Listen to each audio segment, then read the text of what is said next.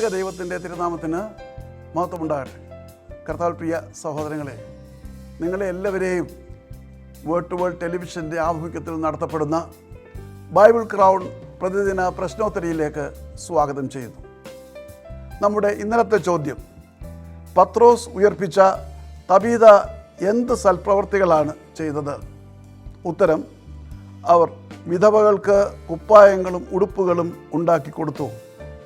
അപ്പോസ്തല പ്രവൃത്തി 9-ാം അധ്യായം 39-ാം വാക്യത്തിൽ അത് കാണുവാനായിട്ട് കഴിയും. ഇന്നലത്തെ വിജയി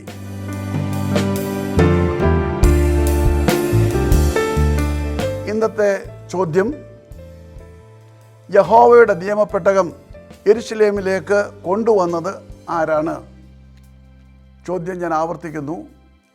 യഹോവയുടെ നിയമപ്പെട്ടകം യെരുശലേമിലേക്ക് കൊണ്ടുവന്നത് ആരാണ്? ഉത്തരം വേഗത്തിൽ അറിയിക്കുക, സമ്മാനം നേടുക.